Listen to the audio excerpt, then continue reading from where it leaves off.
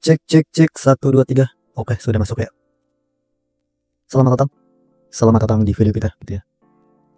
Hari ini video yang sedikit berbeda ya dengan bahasan-bahasan kita yang biasa gitu ya. Jadi hari ini saya ingin menjelaskan, saya ingin menjelaskan tentang salah satu proyek dari Clash of AI gitu ya. Clash of AI yang bernama gitu ya, ini Pain Signal Hypothesis gitu ya. Sebenarnya sih judul lengkapnya adalah The Homeostatic Imperative in Embodied Intelligence, Pain Signal Hypothesis. Jadi mungkin ini akan menjadi salah satu proyek jangka panjang juga gitu ya, yang dilakukan oleh Kreasok. Jadi apa yang dilakukan gitu ya dari proyek ini gitu ya. Maksudnya ini tuh ngapain gitu lah ya.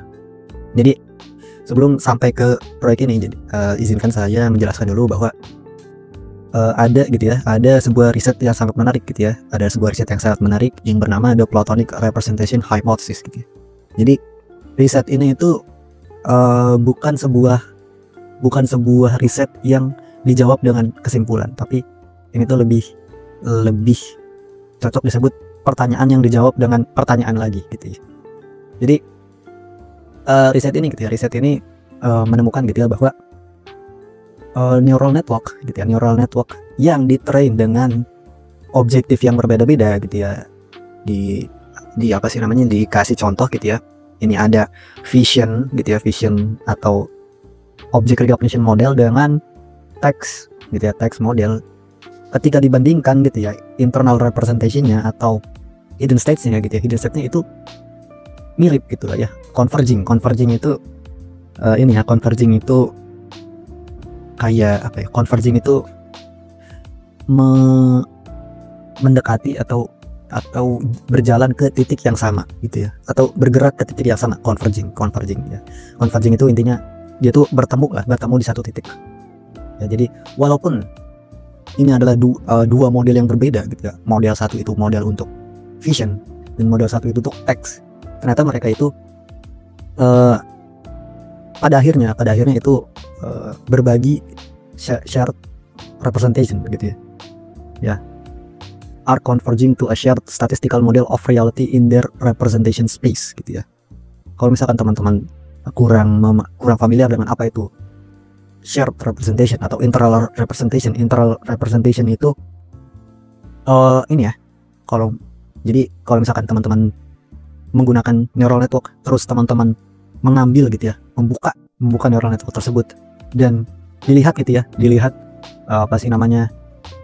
states di dalamnya gitu ya, langsung dibuka gitu ya, terus dilihat. Nah, itu namanya internal representation. Jadi mungkin analoginya adalah kita gitu ya melakukan fMRI scanning gitu ya. Jadi otak kita itu di scan gitu lah ya. Nah, itu mungkin itu yang analogi untuk internal representation gitu ya.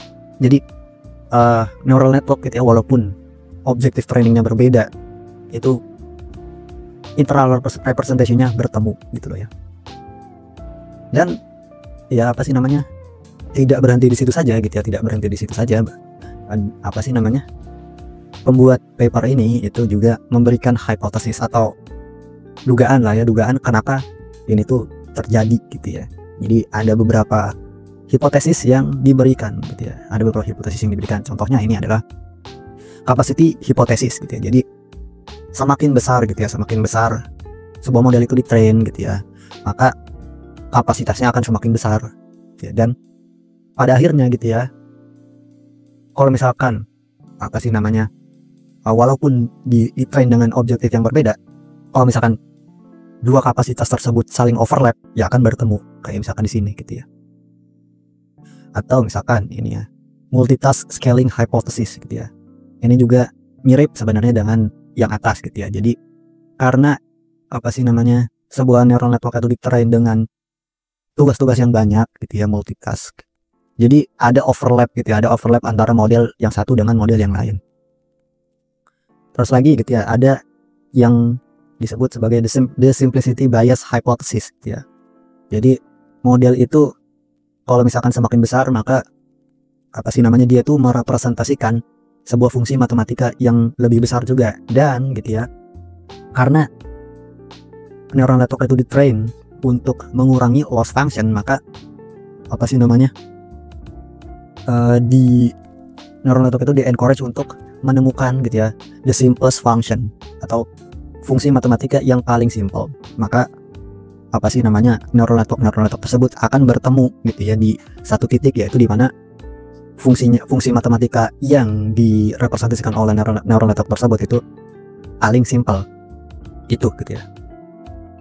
Dan ya gitu ya, itu apa sih namanya, hipotesis yang diberikan oleh paper ini gitu ya. Ini tuh paper yang menurut saya sangat menarik gitu ya, sangat menarik karena pertama gitu ya, ini tuh paper yang nggak memberikan hasil apapun gitu loh ya, maksudnya nggak ada model yang dihasilkan gitu ya, tidak ada apa sih namanya state of the art neural network baru dari riset ini gitu ya. Dan ini tuh sangat-sangat ini ya, theoretical exploration gitu, atau eksplorasi intelektual gitu ya dari paper ini gitu ya, dan disajikan dengan sangat menarik gitu ya, intuitif lah gitu ya. Dan ya ini tuh salah satu paper yang menurut saya ini apa ya namanya, favorit lah untuk tahun 2024 gitu ya, favorit paper untuk tahun 2024 walaupun nggak ada hasil apapun gitu ya dari paper ini gitu ya. Jadi paper ini tuh kayak seperti memberikan gitu ya, memberikan perspektif baru terhadap neural network tuh ngapain sih gitu ya, deep learning model tuh ngapain sih gitu ya. Jadi ya gitu ya, ini paper yang menarik. Dan iya, saya tuh terinspirasi gitu ya dari paper ini gitu. Jadi karena paper ini tuh seperti ini ya, seperti fokus gitu ya, fokusnya ke penjelasan teoritis, terus eksplorasi intelektual gitu ya. Dan eksperimennya pun sangat sederhana gitu ya. Ini eksperimennya, saya bilang sih eksperimennya ini eksperimen yang tidak mahal lah, tidak mahal dan ya gitu ya, bahkan hasilnya pun adalah hipotesis, bukan kesimpulan. Jadi saya terinspirasi untuk mungkin ya membuat sebuah tulisan atau proyek yang mirip lah dengan paper ini.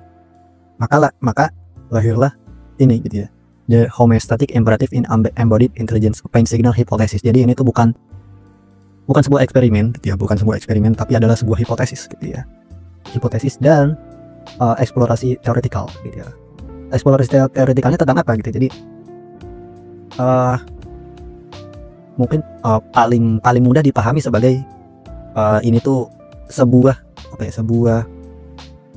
theoretical analysis untuk mendefinisikan apa itu pain gitu ya, apa itu pain signal atau sinyal discomfort, sinyal ketidaknyamanan, sinyal rasa sakit gitu. Nah, kok bisa gitu ya, kok bisa machine learning, kok bisa artificial intelligence itu tiba-tiba berhubungan gitu ya dengan apa itu konsep pain signal gitu ya. Itu tuh belum bisa didefinisikan gitu loh ya, maksudnya abstrak sekali gitu ya.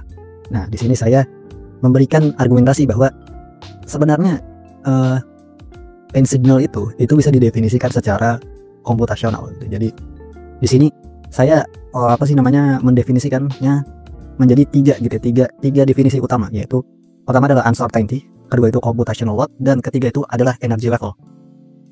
Nah, ketiga komponen ini itu terinspirasi juga dengan beberapa teori-teori yang bersinggungan. Contohnya uncertainty ini sangat terinspirasi dari Bayesian inference gitu ya.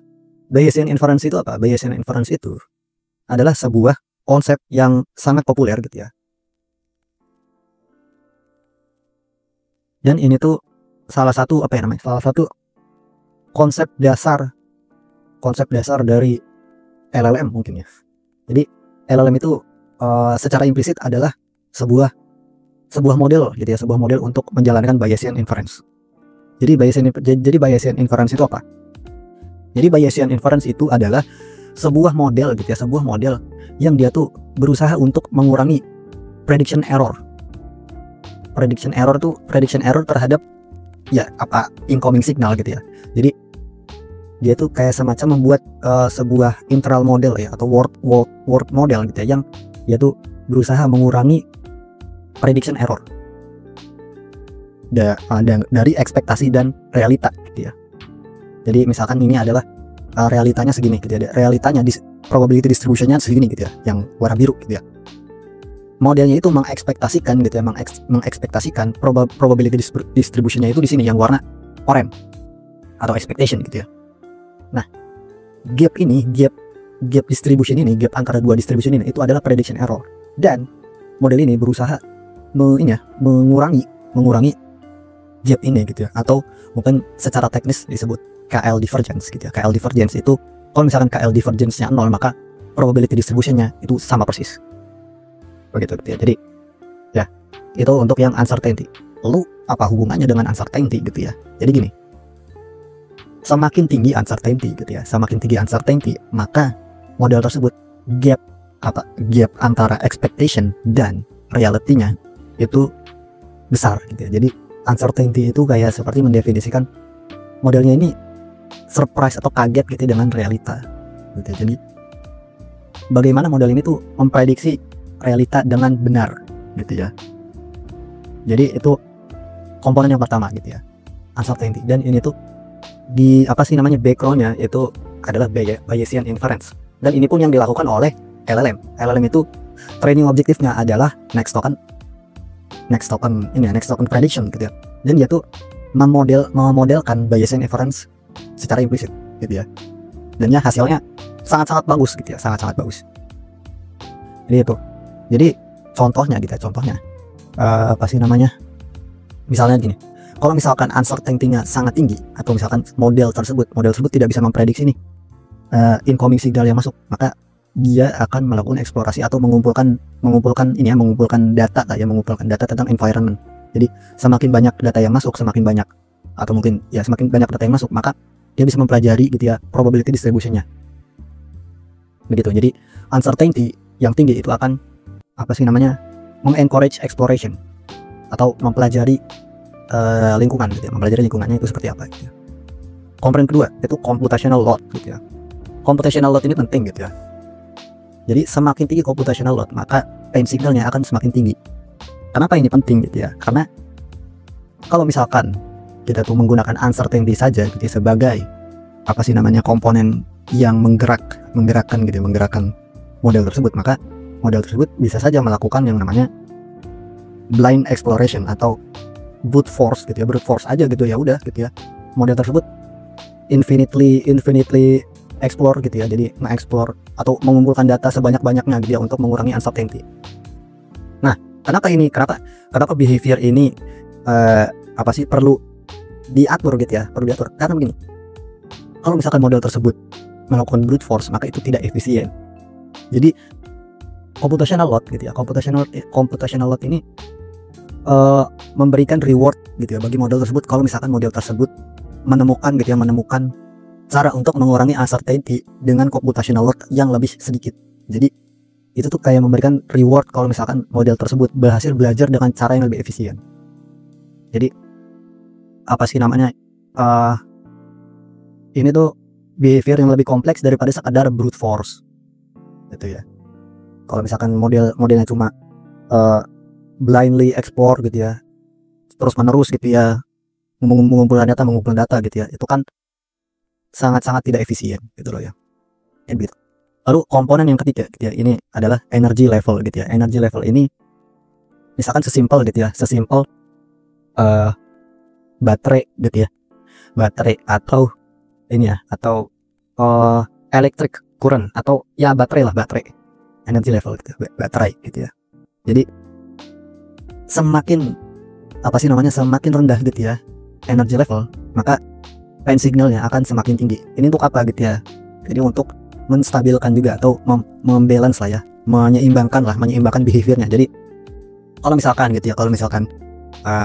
si model itu punya semacam energy level, mekanisme energy level, maka dia tuh akan berusaha menyeimbangkan behaviornya. Jadi menemukan cara yang lebih efisien gitu ya, menemukan cara untuk gitu ya, untuk menstabilkan jumlah energinya secara terus-menerus gitu, stabil gitu ya. Dan ya gitu ya, dan berusaha untuk menghindari kondisi di mana energi levelnya menjadi rendah. Itu gitu ya. Itu kayak motivasi ini ya, motivasi takut gitu ya, takut kalau kita kelaparan. Takut kalau kita kelaparan. Nah, ini adalah motivasi intrinsik gitu ya untuk model tersebut. Jadi takut kalau energi levelnya misalkan tiba-tiba drop atau misalkan bahkan nol gitu ya. Begitu gitu ya. Jadi ada 3 komponen utama gitu ya yang saling mempengaruhi satu sama lain gitu ya. Jadi model ini tuh hampir tidak mungkin untuk mengeksploitasi satu komponen saja gitu ya. Jadi ketiga komponen ini harus diseimbangkan. Kayak misal begini deh. Kalau misalkan energi levelnya sudah tinggi ke tanah, atau misalkan sudah stabil gitu ya, by time gitu ya, itu energi levelnya akan turun terus menerus gitu, karena nggak mungkin gitu ya, nggak menggunakan energi untuk eksis gitu ya si model tersebut. Maka energi level yang rendah, yang semakin rendah itu akan mengencourage model tersebut untuk dia tuh harus melakukan sesuatu tuh loh untuk menaikkan kembali energi levelnya. Dan misalkan computational load gitu ya, jangan sampai beban computationalnya itu terlalu tinggi karena bisa mengurangi energi level sangat cepat, ya kan? Begitulah gitu ya. Jadi ketiga komponen ini itu saling mempengaruhi satu sama lain gitu loh. Dan ya ini tuh menjadi kayak objektif gitu ya, objektif reinforcement learning yang secara otomatis, secara otonomous gitu ya, bisa membuat sebuah model intelligence gitu ya. Model intelligence itu punya behavior gitu ya, yang kompleks gitu ya, atau behavior misalkan problem solving, behavior konservatisme, atau behavior misalkan mencari solusi-solusi yang lebih efisien, atau behavior misalkan curiosity atau eksplorasi gitu ya, kayak gitu ya. Jadi ini adalah sebuah kayak hipotesis lah ya, hipotesis memang gitu ya. Jadi masih sebatas hipotesis. Jadi ya, Crash of AI mendefinisikan sebuah objektif untuk reinforcement learning yang bisa meniadakan eksternal assessment apapun gitu ya. Misalkan mengumpulkan data untuk reward model, mengumpulkan dataset supervised gitu ya. Jadi ini tuh benar-benar full unsupervised atau self supervised mungkin ya sebutnya, self supervised dan autonomous gitu. Dan ketiga komponen ini itu akan membuat agent atau modelnya itu belajar terus menerus. Ya begitu gitu ya. Ini gitu ya. Ini masih sebuah proyek yang ditulisnya sih early sebenarnya, ditulisnya baru sekarang. Tapi sebenarnya saya mengumpulkan theoretical analisisnya itu sudah kurang lebih hampir 2 tahun untuk konsep ini gitu ya. Jadi ya gitu ya, ini tuh mungkin akan menjadi salah satu proyek atau objektif long term untuk Crash of AI. Ya, ini video yang lumayan panjang gitu ya, dan agak abstrak tidak gitu ya. Jadi terima kasih yang sudah menonton sampai akhir. Kita ketemu di video-video kita selanjutnya. Bye bye.